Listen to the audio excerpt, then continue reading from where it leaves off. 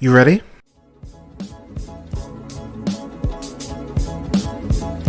You're listening to the Real Pineapple Podcast Network.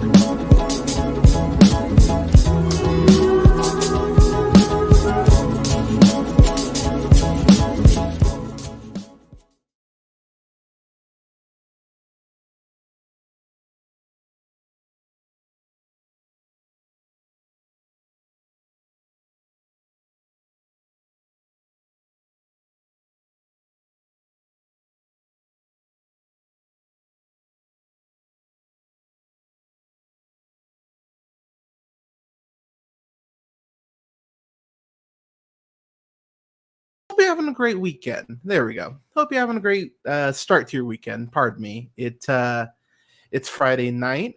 Sorry for getting started a little late, everybody. I passed out. I won't even lie to you. It's been a tiring week. And I say that as someone who is currently unemployed, not doing anything outside of uh, a lot of this, outside of just watching stuff and reviewing stuff for y'all. But yeah, I'm having a good start to my weekend. I've got before I kind of dive in here into the show proper.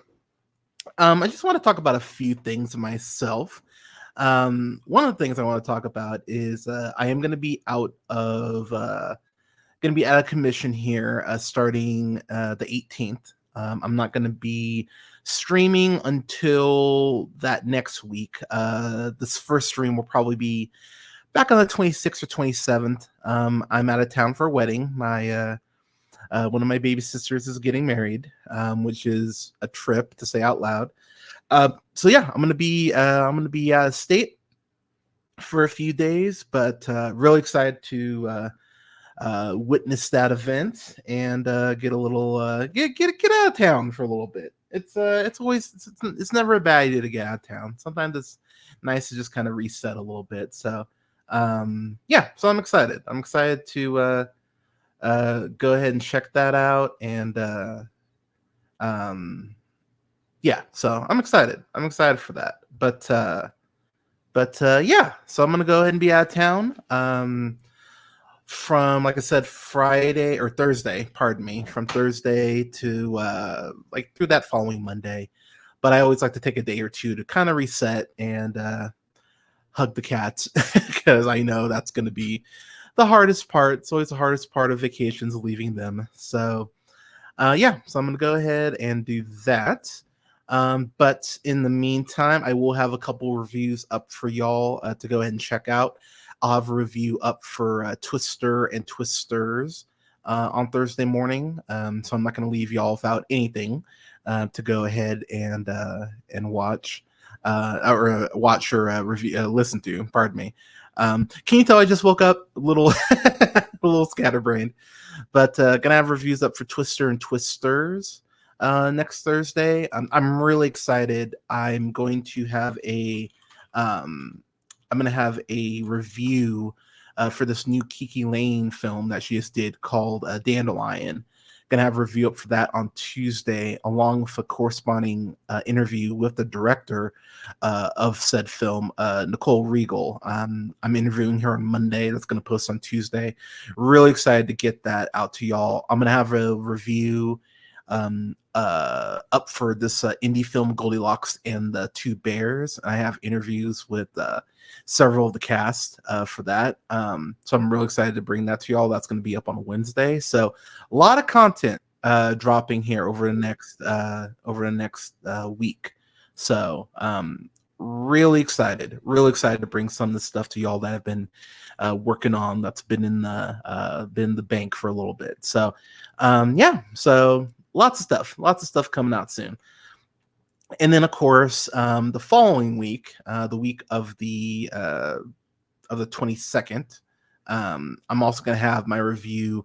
Probably do it Saturday just to give some space to the other stuff, because a lot of content coming out coming out, the week of the 22nd. I want to give you all a chance.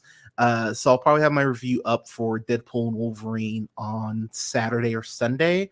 But I'm also going to have a review up for seasons 1 and 2 of Loki, and X-Men Origins Wolverine as well to go along with that. So a lot of stuff, all the things coming out here. What up, Afternoon Tune? I think the Afternoon Tune is streaming right now, so shout out to them. And actually, speaking of the Afternoon Tune, I'm going to be on the Afternoon Tune tomorrow, talking about my best of and worst stuff.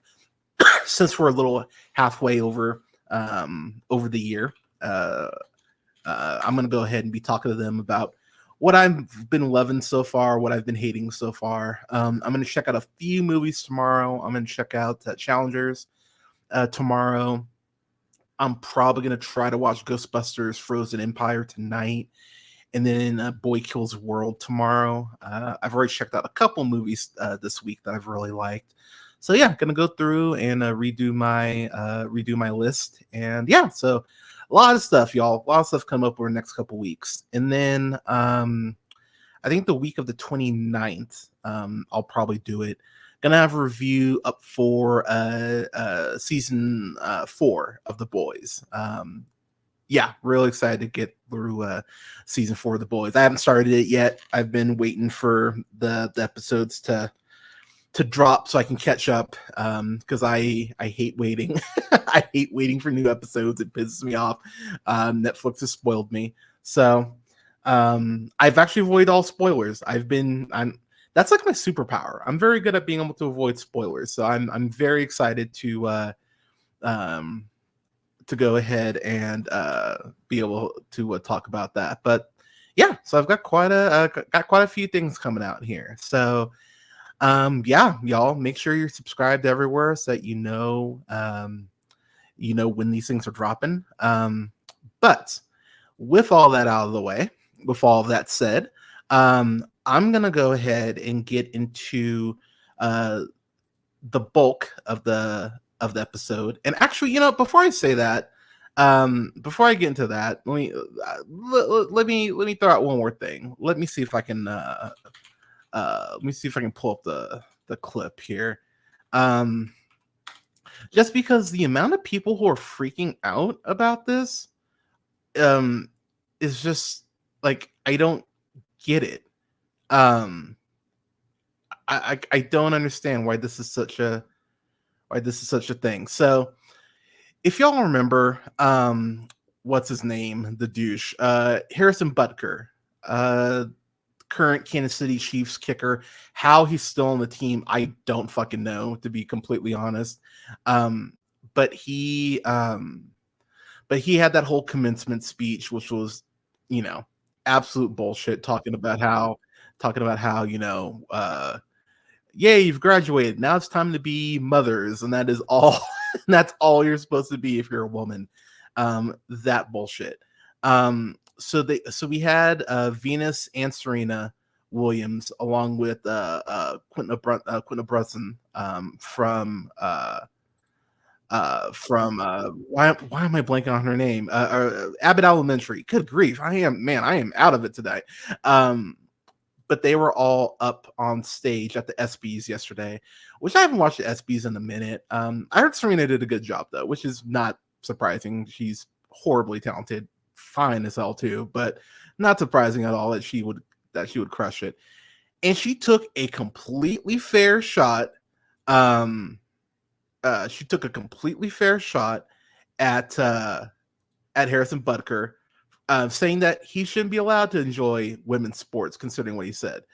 And the amount of people who talked about how trashy it was and how classless it was. Okay, so look, I've talked about this before. Do I think double standards at points are used, just to score white knight points and are completely unwarranted. I think people were digging. I've talked about this with Taylor Swift fans. Absolutely. But Harrison Butker made that commencement speech not about the people who work their asses off to get their degrees, but to go ahead and basically be like, you're a woman, you need to be subservient to your partner. Ideally a male partner, let's be honest, because that's exactly what he was getting at. And so Serena takes a well-deserved shot at him. And let's be clear, she took a shot with him in the fucking room. She didn't say this behind her back. She didn't say this on a podcast. She didn't say this in the papers. I realize how old I just sounded by saying paper. I know some of you don't know what that is. But she said it essentially to his face with him being there. So I don't understand why all of you are so, like, some of you are so stupid and being so ridiculous about it. Yeah, she had every right to retort. Serena Williams is one of the most successful athletes. Fuck the female. She's one of the most successful athletes ever. Harrison Butker will be a dude. Let's be real. No one remembers kickers. Like, unless it's Justin Tucker. Most people don't know, couldn't name a kicker. Most people can't name the kicker that helped win Tom Brady Super Bowls. Adam Vinatieri, by the way, is one of them. But for people to be so shitty about it is so ridiculous. And the amount of people who are calling her classless. I'm gonna be real, and I know people don't want to hear this shit, but it's my podcast, so I don't care. If this was, I don't know, Caitlin Clark, let's just say, would y'all care as much? And that's a more of a rhetorical question, because Caitlin Clark, she's the toast right now of the WNBA. Even though I've gone on my WNBA rant, I'm not going to do it again here tonight. But is it because she's black? Is that that's part of it, right? The fact that you have a black woman standing up to a sexist piece of shit white man. And I've already talked about it, but I'm going to bring up again. Pat Mahomes, dude, I hope the Chiefs lose this year just because of how lackadaisical you were. Like, that's not someone on your offensive line. That's your fucking kicker. You get another fucking kicker. And for him to be so like, well, we're not always going to agree. I'm sorry, you're married to a woman, right? I'm sorry, you have a kid, right? Son, I believe. So wouldn't you want your son to actually have a good perspective of women and think that women can do fucking anything and not just be held to the home? Like, you would think, right? And look, I know some people go, well, that might mess with Pat Mahomes' money. So the fuck what? Because let's call it what it is. While I'm not the biggest fan of LeBron James, he's been willing to sacrifice his money, literally putting his money where his mouth is, to speak about Black Lives Matter, to speak about women's rights, to speak about, other political type things. And Pat Mahomes is in the middle of a 10-year, like $500 million contract, $500 million, billion with a B. That motherfucker is going to be just fine. And that's not even including his endorsements. So people acting like this is some great, tragedy that, oh my God, if something were to go wrong, like, no, dude, I'm sorry, man. Like, you have that platform, and as a black man, I would expect better from you, to be quite frank. And while Michael Jordan will always be my GOAT, he will always be my GOAT. That is my biggest axe to grind with Jordan, is that he always had something to say about, like, he had nothing to say when it came to political matters. He would always just keep his mouth shut and just not say shit because he didn't want to fuck around with his money. And I think that's cowardly as shit, to be quite frank. So, yeah, I think it's fucking disgusting. And I've like, that's been something about LeBron that I will always give him props for. I always give Ali props for, being willing to go ahead and be persecuted. And let's be real, man. Like you look at people like, like Jackie Robinson, man, like the shit Jackie Robinson's going through. What's the NASCAR driver? Bubba Wallace. Literally going to his garage, having a noose hanging there. Like, I'm sorry, Pat Mahomes, you're not dealing with that shit, man. And your money allows you to turn a blind eye to that. So I would honestly expect better from Pat Mahomes. And the fact that he's been so lackadaisical and non-committal on that front, fuck you for that, dude. So yeah, I'm pulling for pretty much anyone else out of the AFC to get to the Super Bowl this year. I'm a fan of Mahomes. I think Mahomes is incredibly fun to watch. Seems like a nice dude, but for you to be such a chicken shit when it comes to something like this, fuck you for that, man. All right, I've got my rant out of the way.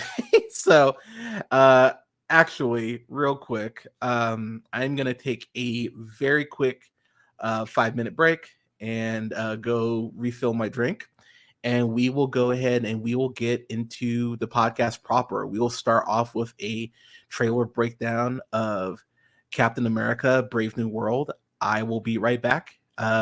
Be right back in about 5.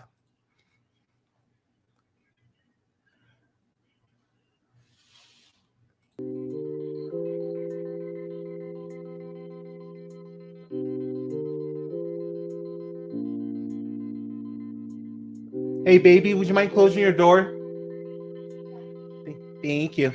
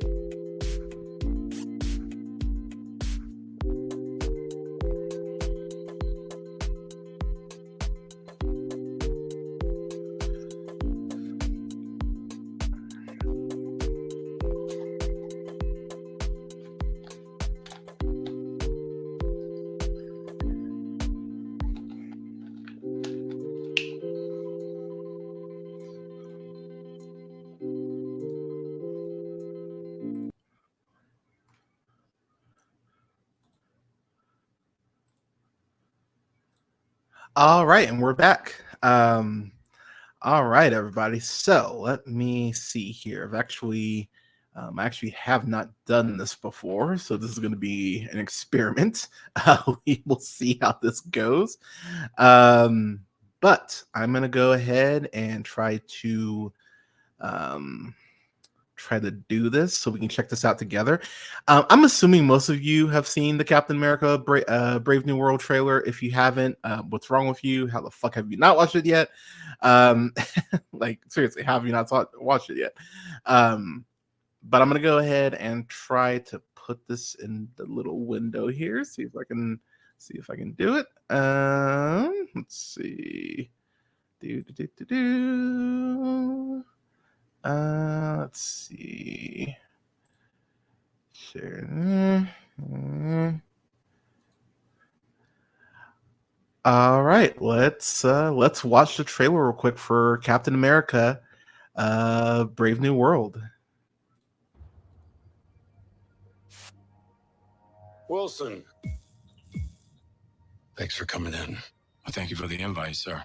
I have to admit, I'm still getting used to the new look. They said lose the mustache or lose the election.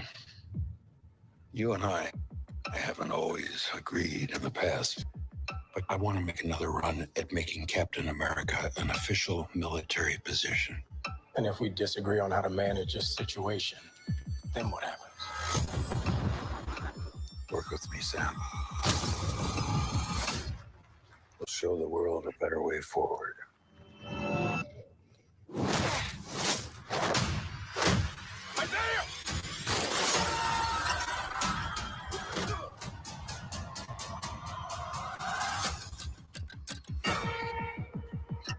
Sir, your inner circle's been compromised. Either you can't see that, or you don't want to. What if it's a trap? Global power is shifting. You're just a pawn.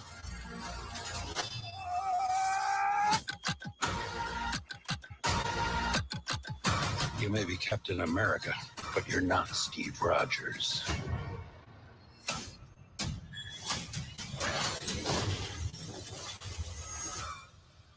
You're right. I'm not.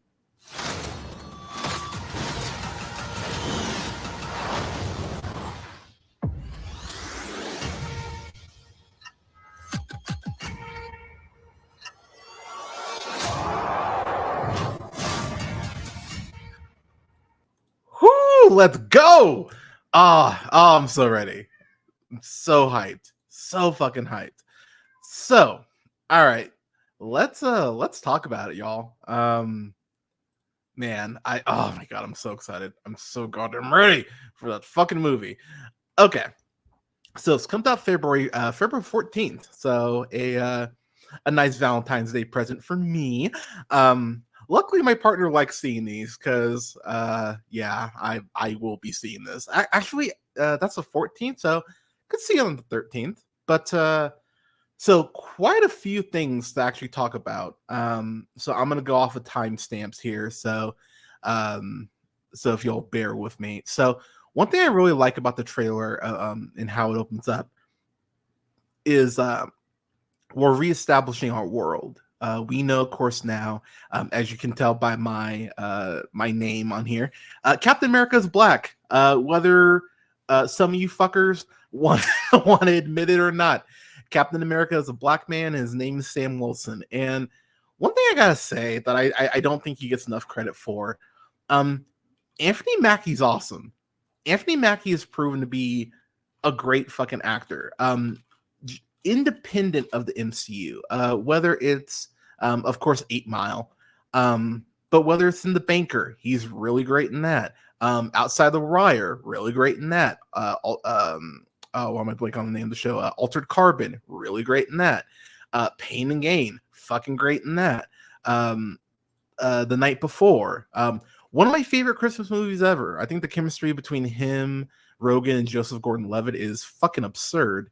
And then Twisted Metal, which I still need to watch Twisted Metal. I haven't gotten around to it. It's on the list, people, because I do want to do a review of that before season 2 comes out. I think they start shooting season 2, I believe, in a couple in like a month or so. I think they start on that. So, but with that said, Anthony Mackie, he has been a loyal fucking soldier, especially when it comes to the MCU. He debuted in 2014 in Captain America: The Winter Soldier, and basically, you know, just over a decade later, he not only gets to take over the mantle, but he gets to lead his own fucking film. That's an incredible achievement, and I think people, you know, the assholes who are poo-pooing on the fact that it's not Steve Rogers, Marvel's gone woke, you know, that bullshit. You're undermining this motherfucker's achievement. The fact that he went from being Sam Wilson the Falcon, going through Civil War, going through Endgame, going on to the first, which I think people forget because Marvel's put out so much content on Disney Plus. The first thing that Marvel put out on Disney Plus exclusive was Falcon and the Winter Soldier. And I don't give a fuck what anyone says. There are award-worthy performances on that show. Anthony Mackie, I actually bought the 4K special edition of the show just because you never know when streamers are going to pull shit randomly. Look at HBO Max, look at Disney Plus with that film Crater, just as one example. Buy physical media, kids. It's a good idea. But I love what Anthony Mackie has done in the MCU. I love what he's done outside the MCU. he more than deserves his opportunity. He more than deserves his chance. And even if the film does, 700 million, that's a success as far as I'm concerned. I'm sure the budget on this is probably like 150, maybe 175, but Anthony Mackie deserves his chance, and I think he's going to absolutely crush it. With that said, getting to the actual breakdown, the trailer itself, we of course unfortunately lost William Hurt. May he rest in peace. He was playing Thunderbolt Ross. Even played him as far back as 2008's Incredible Hulk, which is where Thunderbolt Ross made his debut in the MCU proper. So with him being replaced by Harrison Ford, one thing I gotta say right out of the gate, Harrison Ford's a great replacement for William Hurt. This already, Harrison Ford, all due respect, man, because I love Harrison Ford as an actor, and I love Indiana Jones. He seems more engaged in this than he did in Dial of Destiny. I know no one wants to hear this, but Dial of Destiny arguably is the worst Indiana Jones film, and I am no fan of Temple of Doom, and it really hurts my heart to say that, because I wanted Dial of Destiny to be that perfect ending, and it's just not. It's just, especially with what they do with Mutt. Like, I know Shia LaBeouf apparently is a piece of shit, but man, that did not sit right with me, the way that they handled certain elements of that film. But him as Thunderbolt Ross, I actually like Harrison Ford, no mustache. I know Thunderbolt Ross, like, this is one of those rare exceptions where the facial hair being a defining trait of the character doesn't bother me that it's not there. It pissed me off for years that Stephen Amell would never grow the goatee, unless he was on that fucking island in flashbacks. That's the closest we would ever get. It always bothered me that he would do that, and yet here I'm like, doesn't bug me. It just doesn't, because I think Harrison Ford, I've seen him with a mustache. It just looks a little weird, to be honest. I actually like Harrison Ford without the mustache, and him actually them addressing it just first thing in the trailer, going, hey, it's a political thing, that actually makes sense to me. I can actually buy that. So fair enough. With that said, Captain America and the Winter Soldier, the ending of that show, Sam Wilson officially took on the mantle. Great fucking moment, by the way. I think I've talked about it, but it's my favorite thing the MCU has ever done. More so than Endgame, more so than Black Panther, more so than all three Guardians, more so than Iron Man, more so than Winter Soldier. I like Captain America and the Winter Soldier more than I actually like the Winter Soldier. I think it's a perfectly paced show. I think the performances of Zemo and Kyrie in there are fucking excellent. I think that the commentary that the show has on being Black in this country, especially as we head into election season, I think is profound and paramount. And I think that's something that the show does not get nearly enough credit for. And the speech that Sam gives in that finale is legit one of the best speeches I've heard in any medium. It's fucking profound. It's heavy, and it's something for you to chew on. It's something for you to think about and just kind of go like, damn, this is like this, it's uncomfortable in how correct it is. And Wyatt Russell, man, I give him all the credit in the world for being willing to play John Walker and be such a piece of shit in that show, because the way that show evolves and what Walker turns into, he's such a bastard at points. Like, he's such a piece of shit. And the fact that he took on that role, like, knowing that was going to be a thing and that he would have to, deal with that shit, I give him all the props in the world for being willing to, take that heat. So, Falcon and Winter Soldier, it is my favorite thing the MCU has ever done. Fucking love that show. With that said, I love the fact that this feels like a direct continuation of that world. We get Anthony Mackie, we see him with the shield at multiple points, hammering the fact home that, yes, motherfuckers, this is Captain America, whether you like it or not. This is Captain America, and you have to deal with it. I love the way that this is shot too. We're getting that. I would say Marvel's at its best when there's political intrigue. That's one of the things that works so well about both Black Panthers is that you have the political intrigue of not just what happens within the walls of Wakanda, but of course what happens with Namor and how other people outside of the borders of Wakanda view Wakanda. And that's a storyline that's running throughout all the shows and everything, including the introduction of Wakanda in Falcon and the Winter Soldier, as far as them coming over to try and capture Zemo of the Dora Milaje. So there's so much interweaving politically that Marvel has been very successful at. And let's call it what it is. I haven't reviewed it yet. I'll review it before Falcon and before Brave New World comes out. But yeah, Secret Invasion was a miss for me.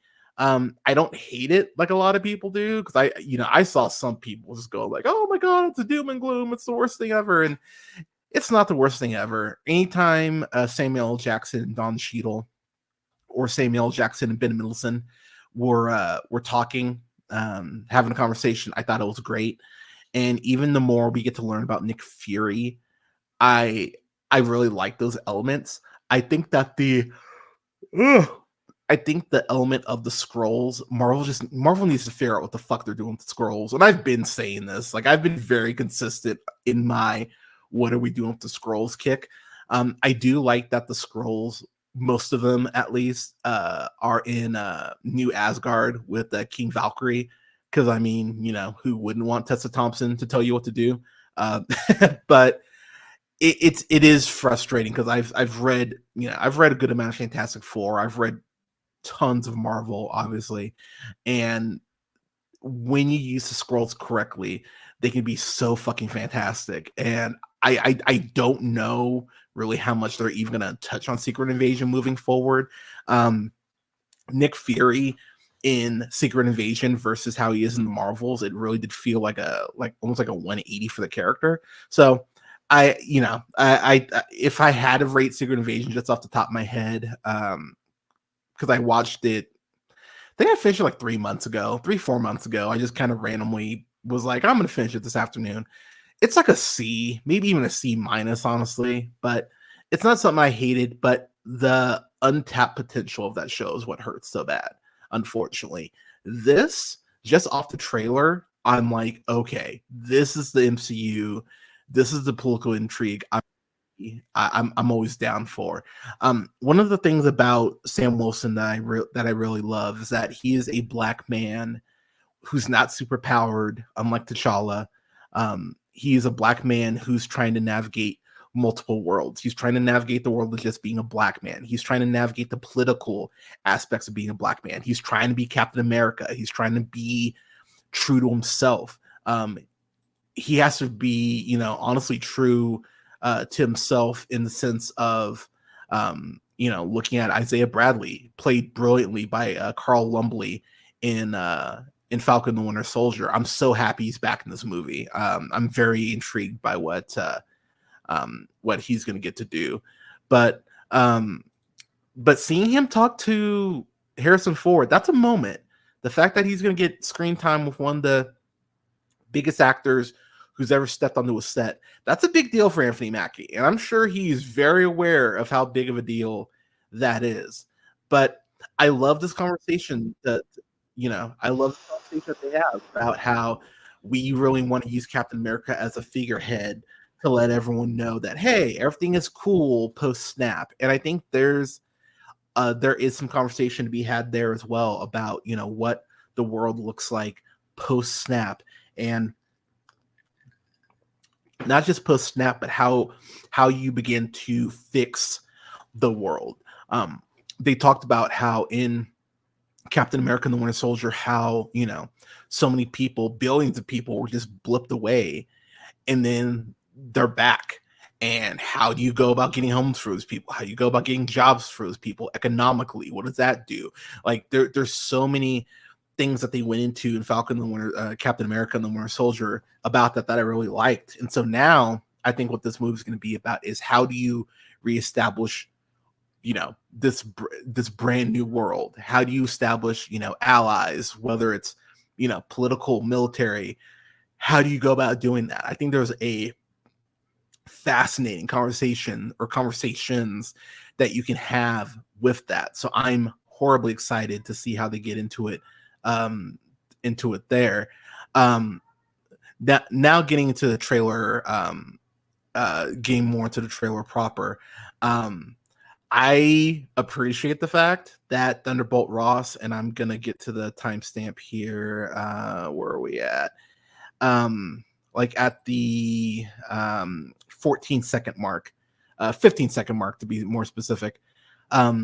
He's running on this whole togetherness aspect. We got to bring everyone together. We have to establish everyone as as one, and it makes sense. It's very trying to mend fences, trying to mend borders, but at the same time, Thunderbolt Ross has this history in the MCU of, let's call it what it is, being a dick.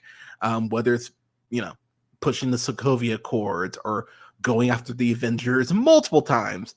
And that's when he was Secretary of State. He wasn't even fucking president at that point. His hate boner for Bruce Banner.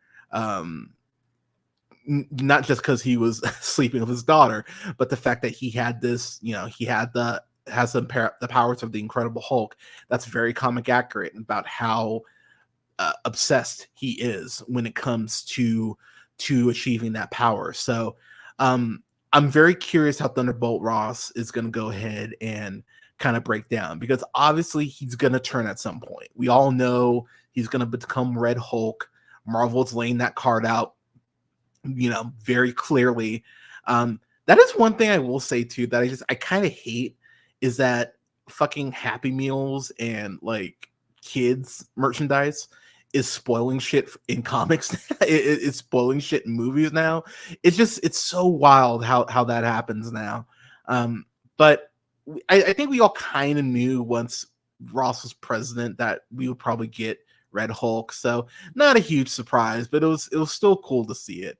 But Ross running on this platform is very interesting.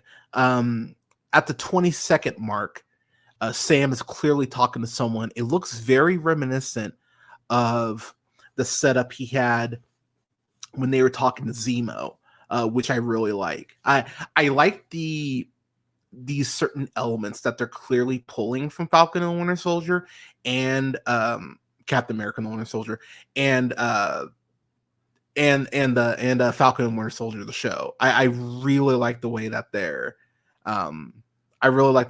doing that. I think that's very clever, because it gives you something that's kind of familiar, but it's like a remix of it, which I really like. So I think right here, he's talking to Isaiah Bradley at the 20-second mark, trying to get more information. I'll get back to that. I'll get back to that in a second as to why he is. The other thing too that I love, and I haven't seen this a lot, which is weird that no one's really pointing this out. I think y'all forget how much Harrison Ford was doing political thrillers. The motherfucker did play Jack Ryan in several movies. Air Force One, Patriot Games, Clear and Present Danger. I mean, Harrison Ford does have a knack for doing this shit, and so it feels very much in the Air Force One, Patriot Games, Clear and Present Danger realm, mixed with maybe like a little Olympus Has Fallen. Like it feels like it's in that quadrant, but I really like that because I like the feel. I like the feel of this trailer because of that. Moving on, definitely a international feel there. You can see the red circles there on those jets at the 26-second mark. Looks like those are potentially jets from Japan. And then a very important beat here. Let me see. I had it. I wouldn't normally be doing this on the I would normally be doing this on the on the on the share screen, but I know YouTube is a bit crappy when it comes to their copyright, so I'm just being a little paranoid. So the big thing that I'm just like, thank fuck they're addressing this, and I don't have to hear people bitch about it anymore. At the 31-second mark, that's Tiamat.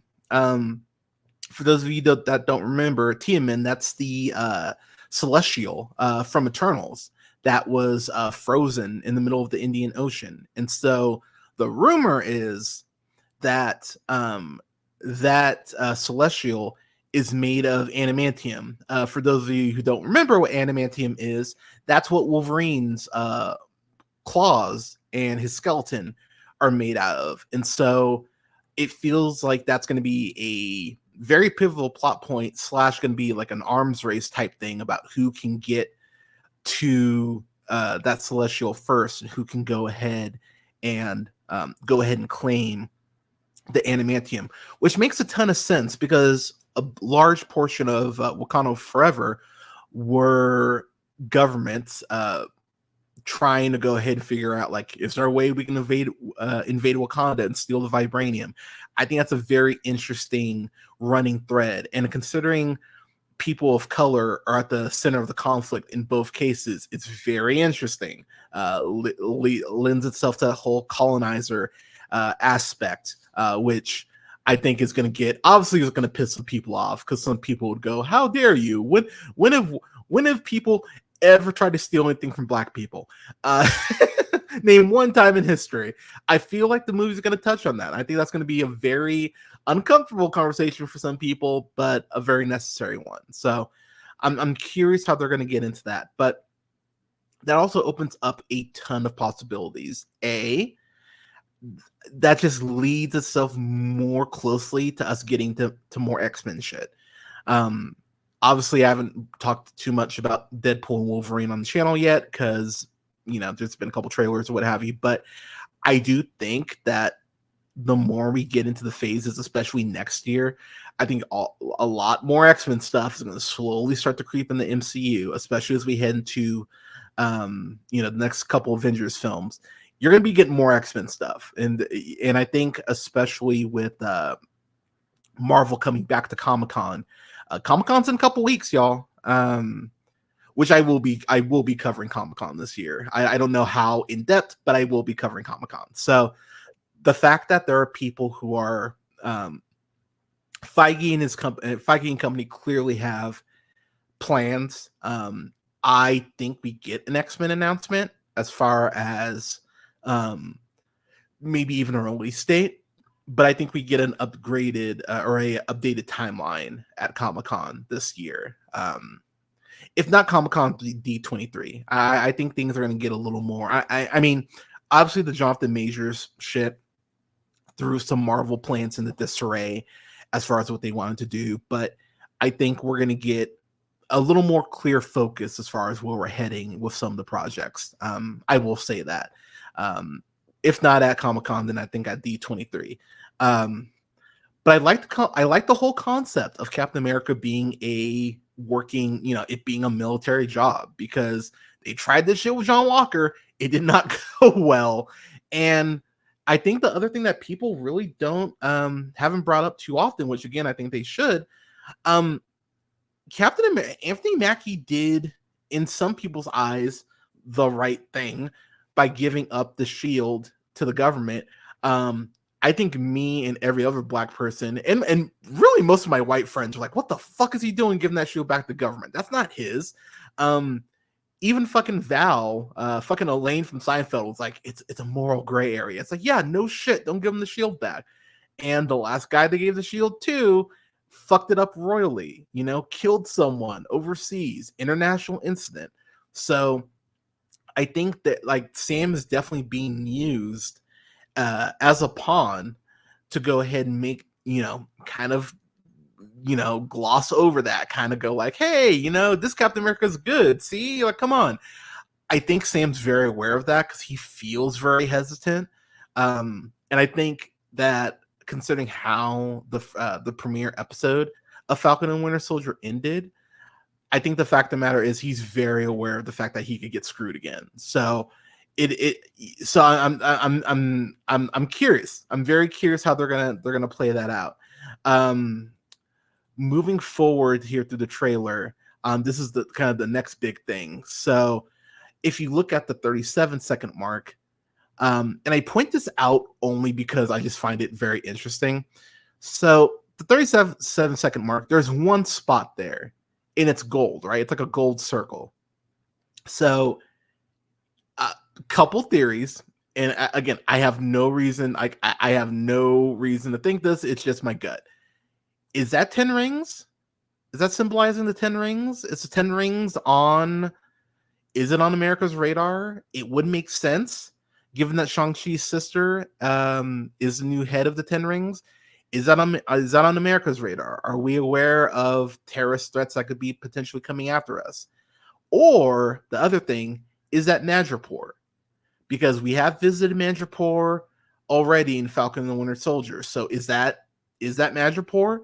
I think that spot in particular, the fact that it's in the trailer, I think that's a very significant thing because that's the one spot that's really highlighted. So I think there's a very clear reason why that's highlighted. I'm gonna say 10 Rings or Madripoor.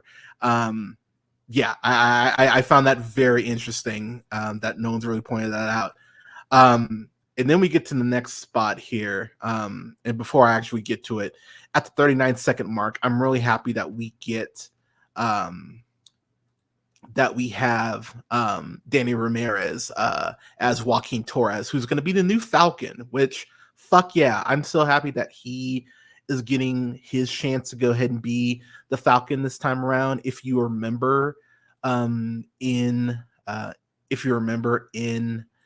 Falcon and Winter Soldier, at the end of the episode or at the end of the series, John Walker had torn Sam Wilson's old wings apart and his old suit apart, which is why he ended up getting the upgrade from Wakanda. And he tried to go ahead and give the suit back, and Sam said, "Nah, keep it." So that's how we get the new Falcon stuff. I'm very curious to see what the Falcon suit looks like proper. We didn't get a clear look at it here in the trailer. You get a little bit of a shot, but I appreciate that they're actually gonna kind of keep it a surprise. I'm sure we'll see I'm sure that we'll see a more clear shot in future trailers. Keep in mind, people, this is 7 months away. All right, like this trailer is what, 2 minutes, just under 2 minutes, minute 51. So the fact that we got this much, even, I'm happy with this. So let's fucking go. Thank you for giving us this much. But moving to that next spot there, we see Isaiah Bradley, Carl Lumbly's Isaiah Bradley, push this guy off against the wall. Keep in mind, he has a super soldier serum. So he fucks this guy up, shoves him against the wall, takes his gun. I love the way that Mackie sells the Isaiah, like truly like someone who looks up to him, loves him. Some of my favorite bits from Falcon and the Winter Soldier were just the conversations they were having. And one of those haunting lines that Isaiah drops about how they'll never let a black man be Captain America. And you look at this trailer and all the political shit that's going on, and it's like they are trying to take this away from Sam. Someone is clearly trying to set Sam up and make sure that he does not get to achieve his potential as Captain America. And I'm loving how they're setting this up. But I have to jump forward just a tad to go back to the Isaiah Bradley thing, because I think it's kind of important. Sorry, I'm zooming through here. Okay, so it's at the 105 mark. So if you notice there, it's a little out of focus, but that's a hand there. And if you notice, it's green. So couple things there. We know that the leader is in this movie. We know that he is going to be probably the main villain in here. The leader is, of course, played by Tim Blake Nelson, who we last saw in 2008's Incredible Hulk, which is so fucking insane that they're bringing the leader into the fold after all this time.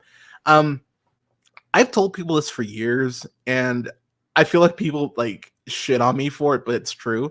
Marvel does treat some of this shit like a comic book. Like, in the sense of sometimes you get payoff on shit years later. And I think people forget too. And I know I keep saying this, but it's true. We did go through a fucking pandemic, people. I think that 2-year stopgap that we had where the world pretty much shut down, it threw everything off. Like, things are still getting back on rotation. And it definitely threw movies and studios off. And that's not including the fucking strike that we just went through this past year. So, you know, so stuff has been in disarray a little bit, and it feels like we're kind of slowly starting to finally get back into a rhythm. But if you remember, at the end of Incredible Hulk, he went ahead and got some of Hulk's blood dripping in his open cut. So I don't know how insane they're going to make his head look, because you can Google people, but the leader... actually, you know what? I think, let me see. Can I share this? Let me see. But in the comics, his head is fucking big as a motherfucker. So, let me see if I can get a shot here. Yeah, that'll work. Let me see.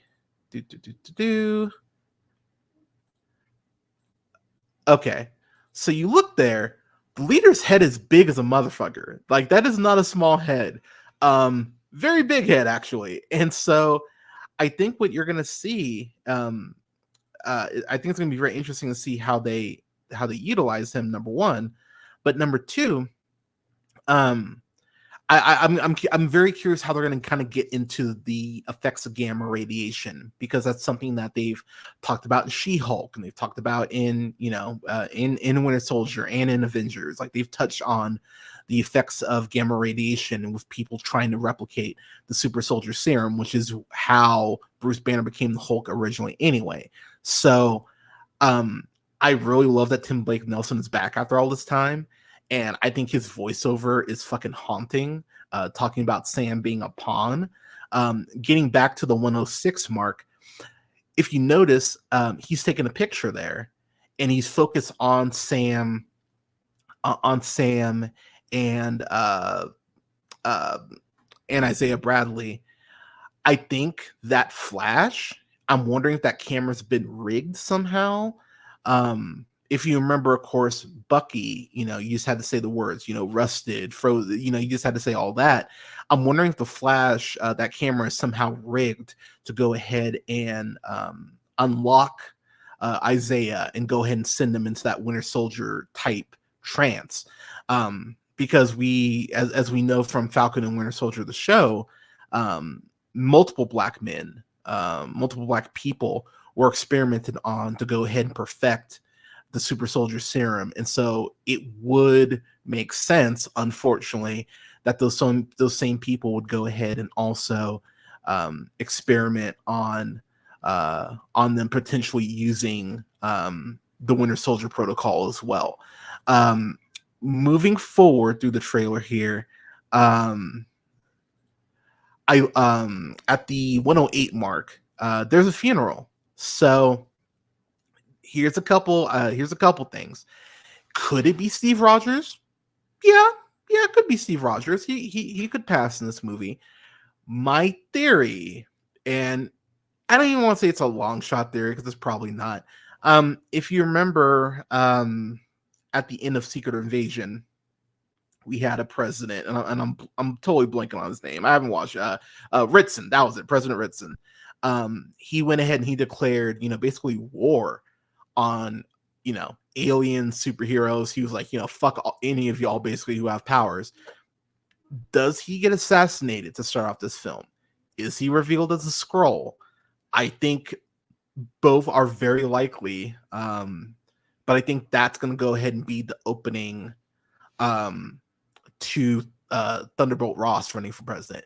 Hell, is there a world where Ross is the one who calls in the assassin? Because he is Secretary of State, technically before he's president. So is there some government shit where he goes ahead and, you know, gets Ritson off and goes ahead and makes the power play, and that's how he becomes president?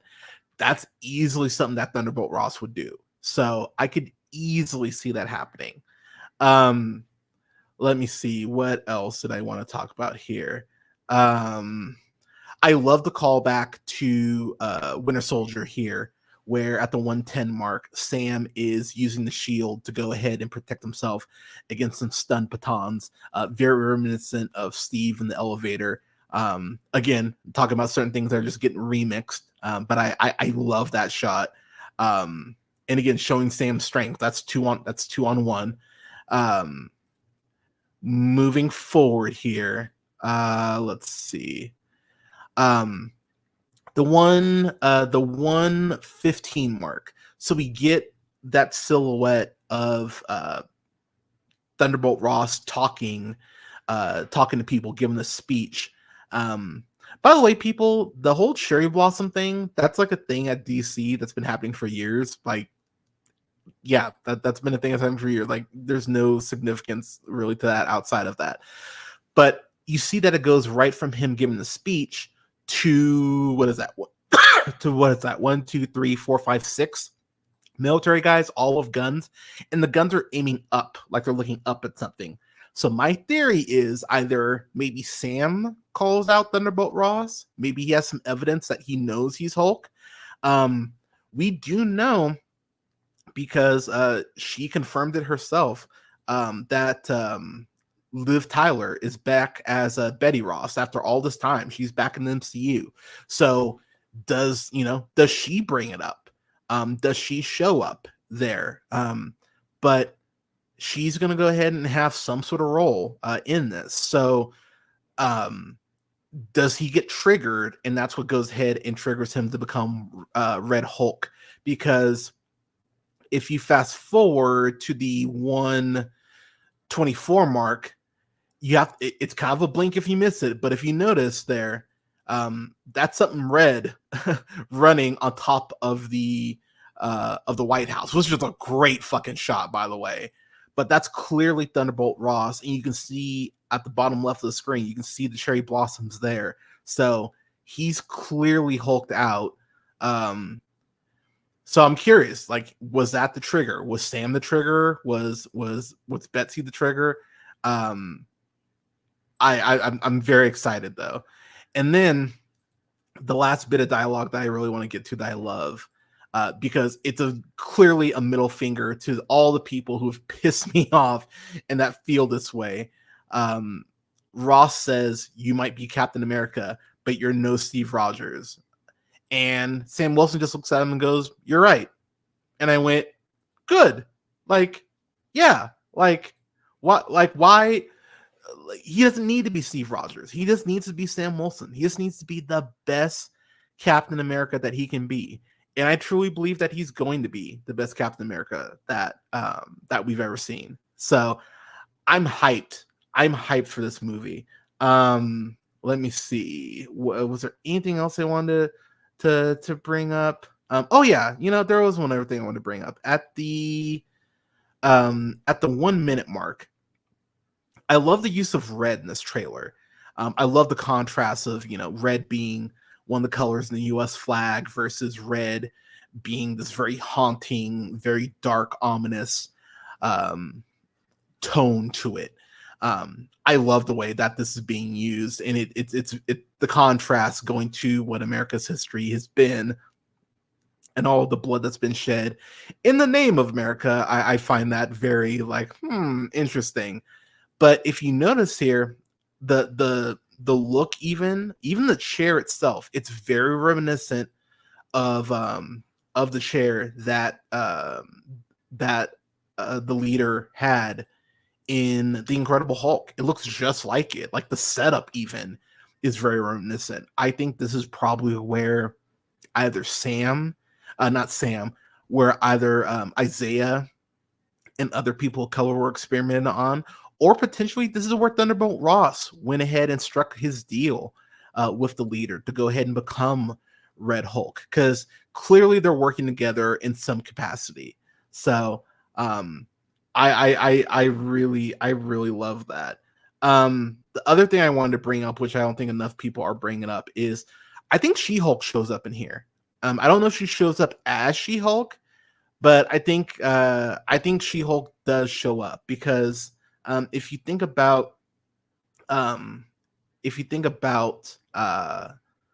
Thunderbolt Ross in the comics, who was introduced in the comics back in '08, um, one of the main reason he was able to be discovered or to become Red Hulk and get the serum was because of Intelligentsia, which is the same group that was torturing Jennifer and got her to snap at that awards banquet she was at. Those are the ones that are trying to steal the power from, trying to steal her blood.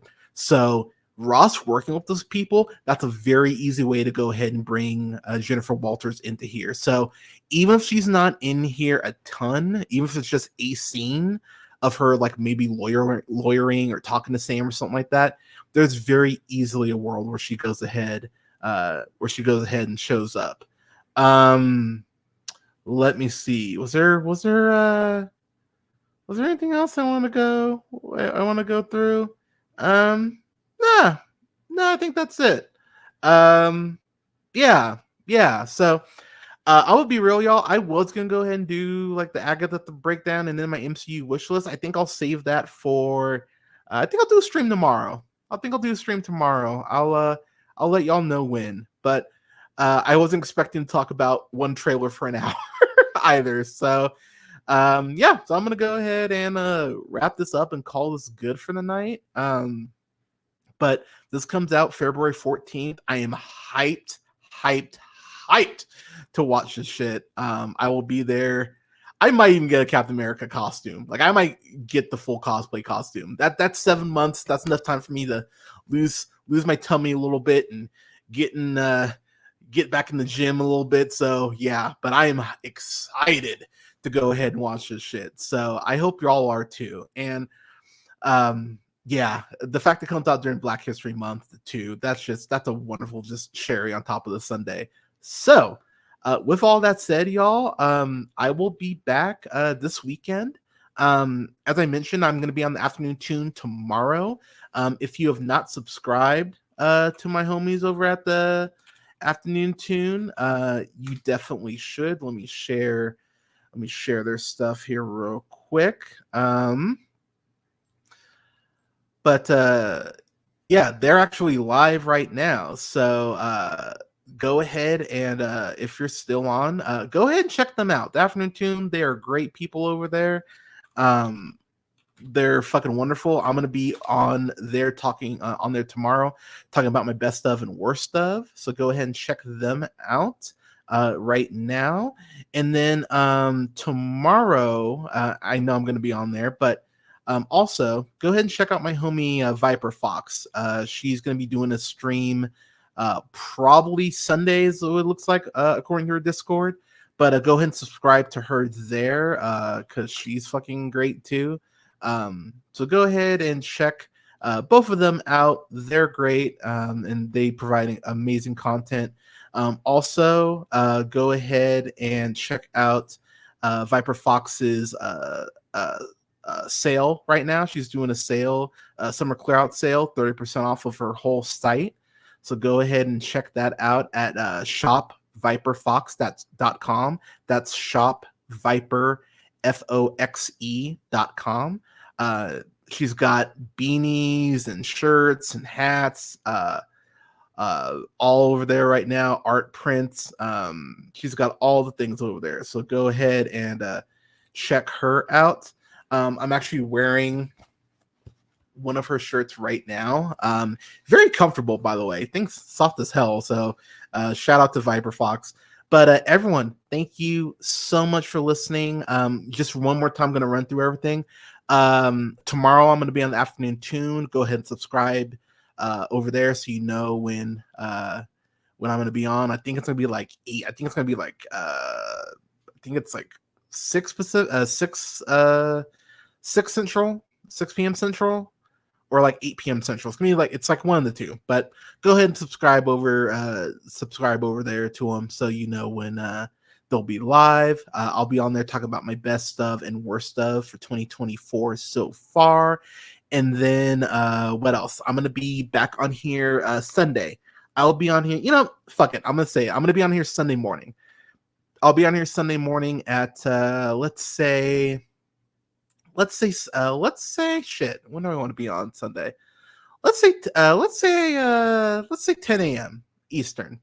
So yeah, I'm gonna be on at 10 a.m. Eastern. So go ahead and check me out on Sunday. I'll do a trailer breakdown for Agatha All Along, and then do my MCU wish list proper.